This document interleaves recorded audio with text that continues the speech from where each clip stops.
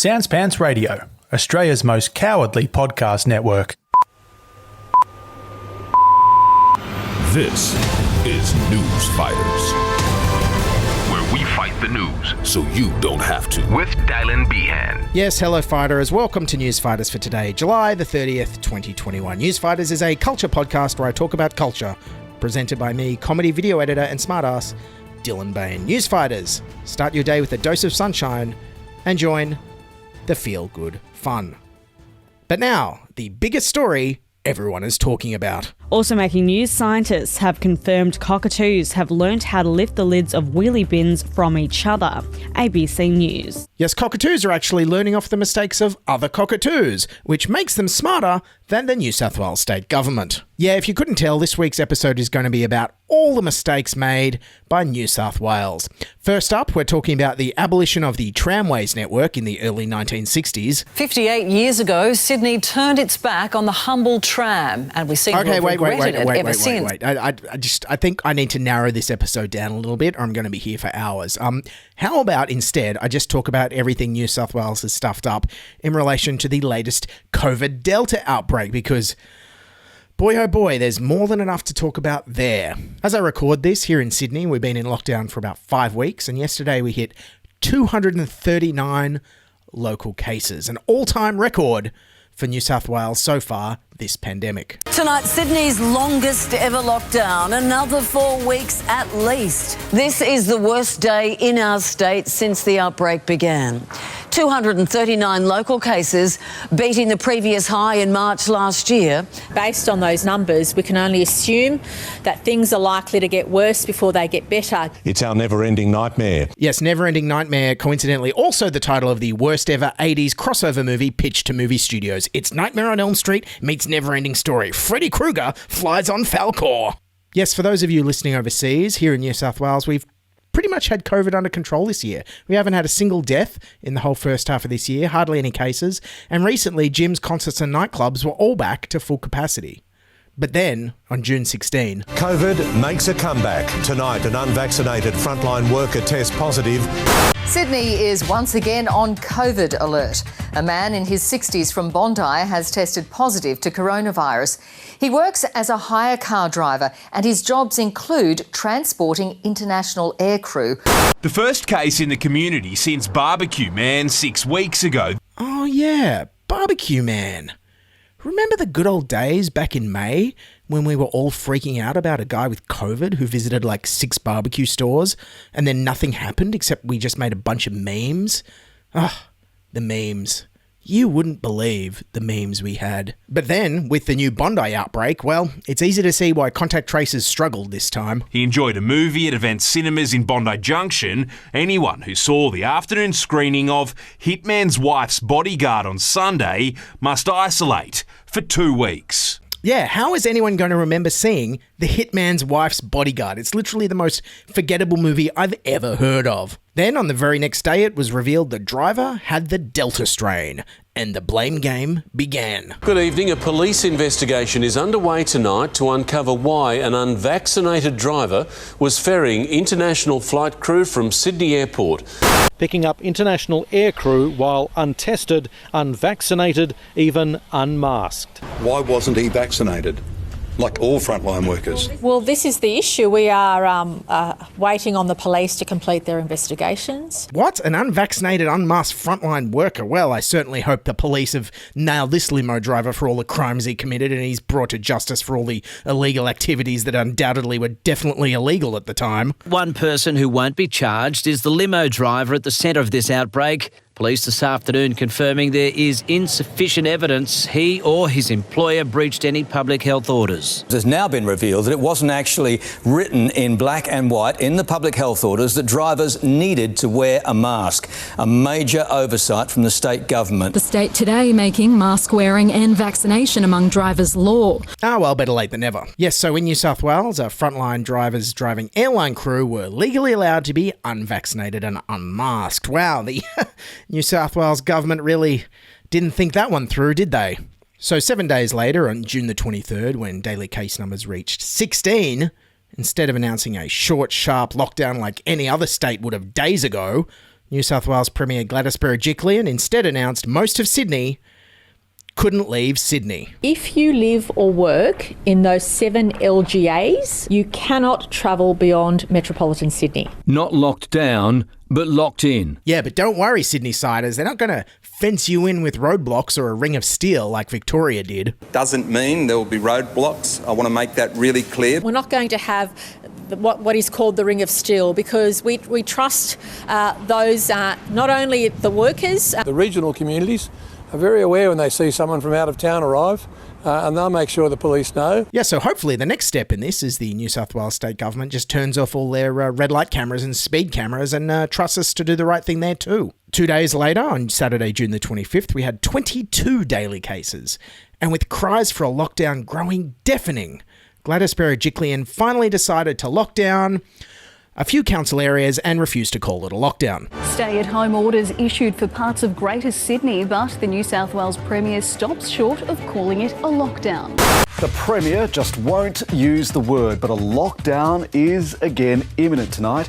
The Premier, avoiding the word lockdown, issued stay-at-home orders. Is there a reason why you're not using the word lockdown? Oh, you can use whatever words you like, but what is really important is for me to explain to our citizens who is directly impacted and what our citizens can and can't do. And we are making sure we get that information out. And I just ask everybody to come together. And come together we did, to panic buy as everyone in Sydney suddenly realised we could be facing our first big lockdown in over 14 months. Yeah, toilet paper's all gone. It's chaos. Absolute chaos. I gotta go home and have a few beers. It's quite scary, but it's life. I wish coronavirus wasn't real. It's literally dead today. Even the stall holders. Yes, even the stall holders at that market are literally dead. Hopefully it wasn't the coronavirus. And I think this kid also summed up everyone's feelings about the pandemic. I wish coronavirus wasn't real. Yeah, you and me both, Billy. But hey, if you actually do want to believe that the coronavirus isn't real, well, some of my friends on Facebook have some YouTube videos that probably like you to watch. And then on the next day, Sunday, June the 26th, when there was 29 new cases, came the citywide lockdown so severe that Gladys finally used the L word. From 6 p.m. today, all of Greater Sydney, the Blue Mountains, the Central Coast and Wollongong will go into a lockdown.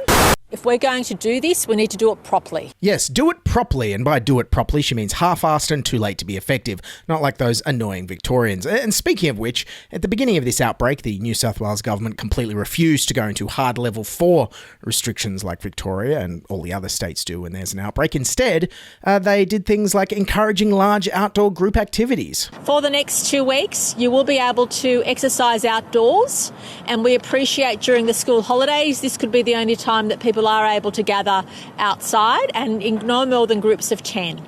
We've said it's okay to exercise with up to groups of 10 outdoors without a mask. We want to encourage that. Dr. Chant has been encouraging, and we all encourage people to go outdoors and get that healthy exercise. You can do that in up to groups of 10. Yeah, and you won't believe what all this government messaging encouraging people to go outdoors unmasked in large social groups caused to happen. Have a guess. From Bondi to the Big Smoke and hundreds of parks and beaches in between, it looked like business as usual. The playground packed as lycra-clad locals sipped lattes in the sun. I think ours wasn't a real lockdown with people still out and about. Yeah, a lot of people in Sydney really weren't treating it like a real lockdown. Good job, New South Wales government. They really didn't think that one through, did they? Then, on July the 9th, 2 weeks after this light lockdown started and with numbers steadily climbing to 44 cases a day, finally the New South Wales government was like, maybe we should scale that back. Effective now for all of Greater Sydney, no more than 2 people can gather together outside. Exercise only allowed in your council area within 10 kilometres of home. Yes, but don't worry, you are still allowed to shop more than 10 kilometres from your house and any number of non-essential retail stores that were all still open. All the shops will be open every day of the week. There is no curfew. You can leave your home at any stage to purchase any essential goods that you need to. And you won't believe what happens next. More and more venues are the subject of health alerts, including 2,000 shoppers at the busy IKEA in Tempe.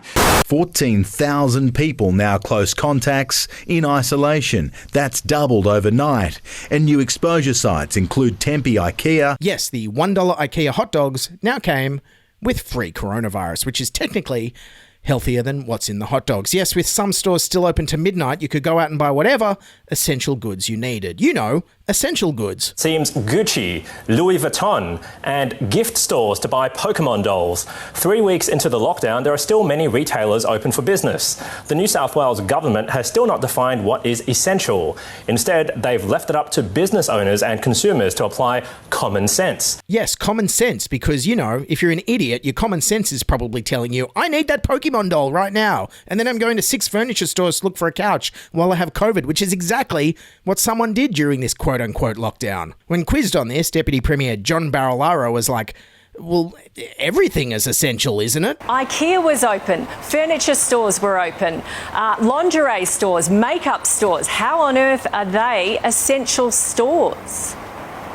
Well, Nat, you know, we have this debate always in New South Wales, what is essential and what isn't. And what we've never done in the whole 18 months has been that we've actually picked out what is essential or not. You know, you could be at home for whatever reason. Of course, groceries are essential, but the dishwasher might break down, the washing machine might break down, the electric blankets might need replacing. Your Pokemon doll might need replacing. Your Funko Pops might wear out. Hell, you may even need a new Gucci handbag for your 10-person outdoor group exercise class. For a translation on this thinking, I think David Spears of the ABC nailed it. Gladys Berejiklian clearly believes in individual liberty here.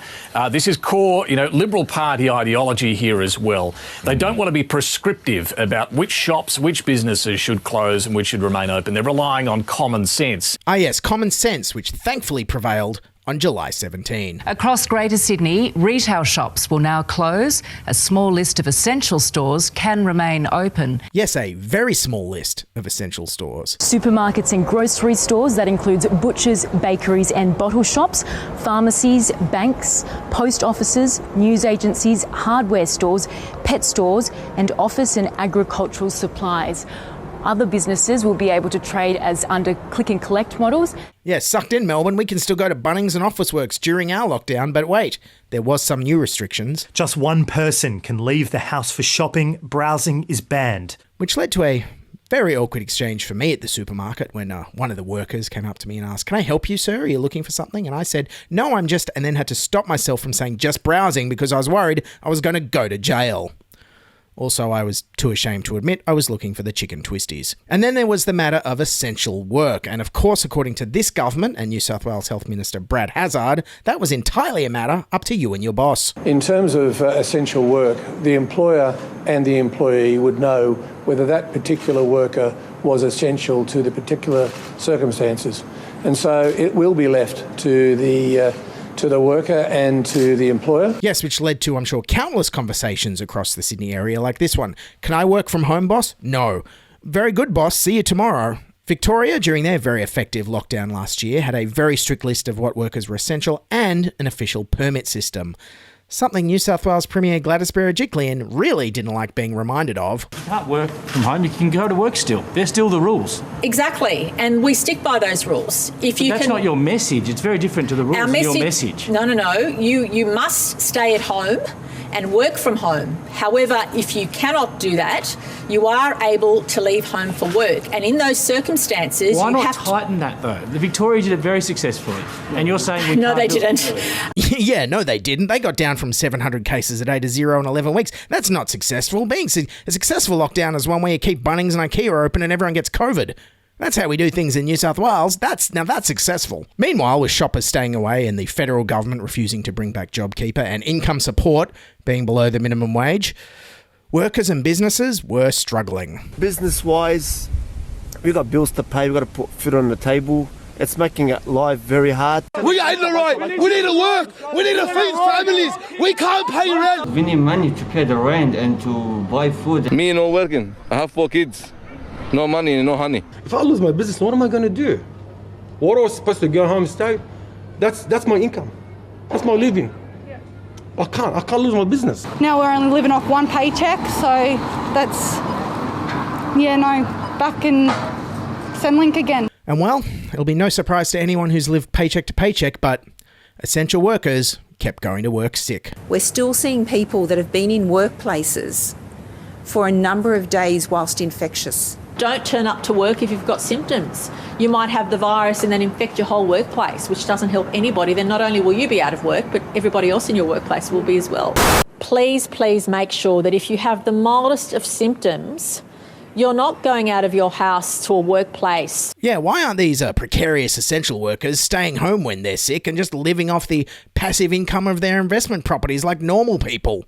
And so why was this happening? Well, one big reason is probably that, unlike Victoria, New South Wales doesn't pay insecure workers to get tested and stay home and isolate. While they wait for their test results to come back, Victorians will now be paid $300 to stay at home. That's because more than half of them were still going off to work a shift, so they could pay their bills. That wicked choice between feeding your family, between providing for your family as an earner, doesn't compromise or see you making bad choices for every other family across our state. Wow, it's almost like Dan Andrews knows how the economy works and how insecure workers live day to day and isn't just surrounded by professional landlords, real estate speculators and investment bankers. I mean, God, even Koshy has a better idea about how the economy works than the New South Wales Liberals on this one. Gladys Berejiklian urged people not to go to work unless it's absolutely necessary, but refusing to clearly define what constitutes an essential worker.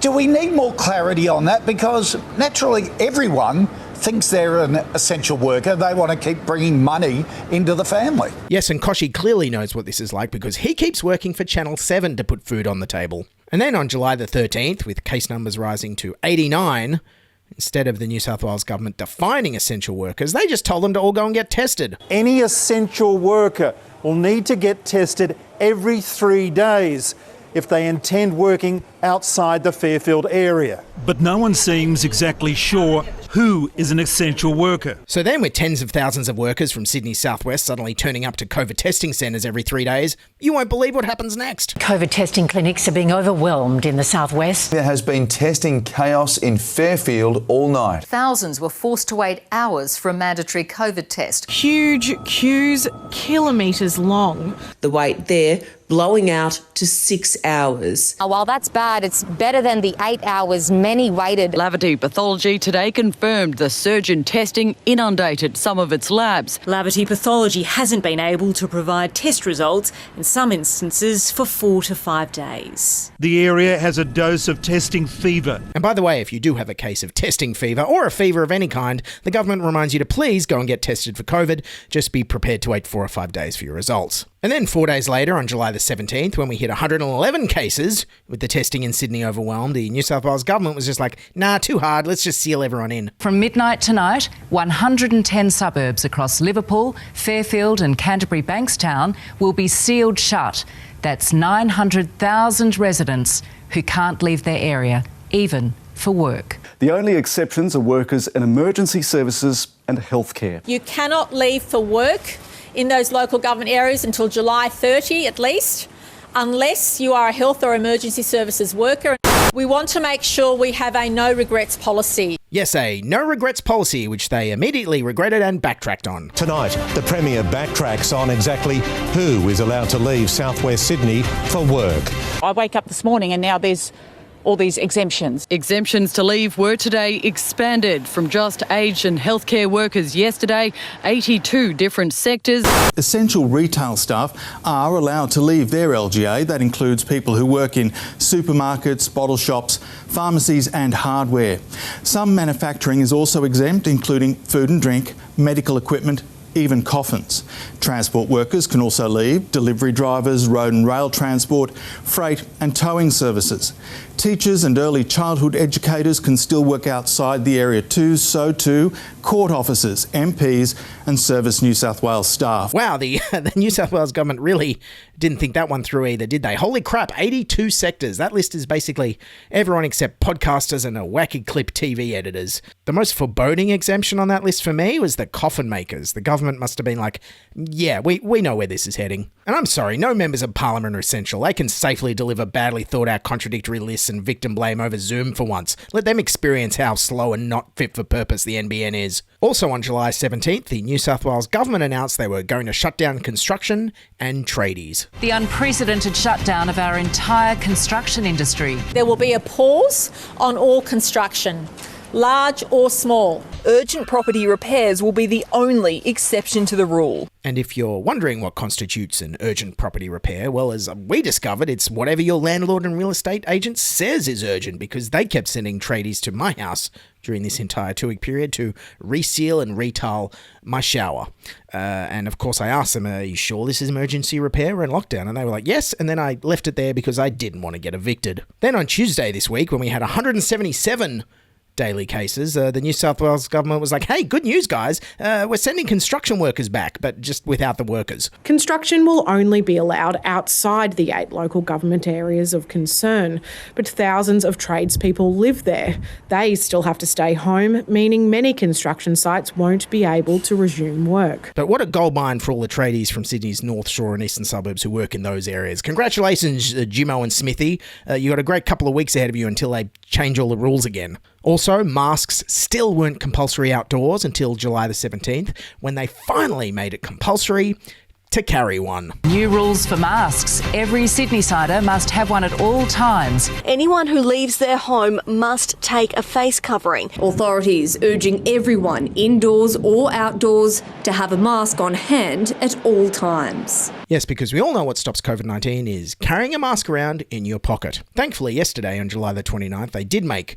a mask compulsory at all times, including while you're driving, exercising or cycling, but only in 8 local government areas, because everyone clearly knows where these borders are marked out. And then if all this messaging hasn't been confusing enough in English, well, in other languages it's almost been entirely non-existent, including when it comes to contact tracing, which is kind of important as, the areas our essential workers tend to come from are some of the most ethnically and linguistically diverse communities in all of Australia. Sydney's West is home to large migrant communities, and Ben says the messages from state and federal governments have been confusing for many. I've seen some announcements that happen in the morning, and then there's a different one like in the afternoon or evening.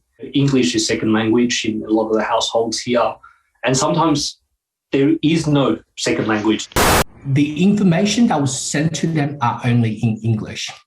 This creates a problem, especially for these people who don't speak English. This information could be the difference between a positive case in isolation and a positive case in community. But don't worry, our Prime Minister Scott Morrison is here with some supportive monosyllabic messages for our multicultural communities. Dr Jamal Rifi today joined cultural leaders from across the southwest in a Zoom call with the Prime Minister to spread the word. Stay at home. Get tested. Get vaccinated. You're not helping talking to adults like their children, Prime Minister Dick Head. In summing up this whole COVID outbreak in New South Wales, well, once again, Koshy had his finger on the pulse. You can't help but think that the Premier Gladys Berejiklian, is just making these rules up on the run. You think, Koshy? What on earth gives you that idea? So anyways, looking back on this outbreak so far, I think there's definitely one thing everyone can agree on. The government's messaging is confusing. The messaging from the New South Wales government has been confusing. Today's New South Wales Health press conference was confusing. It was a complex and confusing set of rules. It is so confusing. Confusion reigns across Sydney's southwest tonight. Confusion reigns. Confusion reigns. Lockdown confusion. Caused confusion. Plenty of confusion. Too confusing. That's a bit confusing, yeah. I mean, geez, we've been in this pandemic for 18 months and still every morning at 11 a.m, Gladys Berejiklian walks out on TV and proclaims, I can't understand why these incremental, confusing, constantly changing and massively unenforced rules aren't working. Please know that I'm as upset and as frustrated as all of you that we weren't able to get the case numbers where we'd like to, at this point in time. But she reckons the real blame for this outbreak lies with the Delta variant. This Delta variant, as we call it, this variant of the virus has a life of its own. It's more contagious. It moves around in different ways than we've ever seen before. No state or nation or any country on the planet can live with the Delta variant when our vaccination rates are so low. There isn't anywhere on the planet that's managed to live with this variant of the Delta virus without having a proportion of their population vaccinated. Yes, nowhere has managed to tame the Delta virus. Oh, sorry, what's that, Dan Andrews? We have seen off 2 Delta outbreaks. I don't think there's a jurisdiction in the world that has been able to achieve that. Back in mid-July, Deputy Premier John Barilaro also blamed the Delta variant and refused to concede that we locked down too late. Deputy Premier, this is a schmozzle, isn't it? Will your government admit that you've absolutely failed this? Well, I think that's unfair, Nat, and why I say it's unfair, because there's no rule book in how to play the virus and the pandemic, and over the last 18 months... Well, other states say actually there is. You should have locked down harder and faster and tighter weeks ago, and then this wouldn't be going on for weeks longer and affecting so many people's lives. Well, no, Nat, the difference here is the Delta strain was much more infectious and transmissible than the previous virus and the previous pandemic outbreak last year. Yes, that's right, because Delta is much more infectious and dangerous than the original virus. That's the reason why we had to lock down later and far less strict than Victoria did.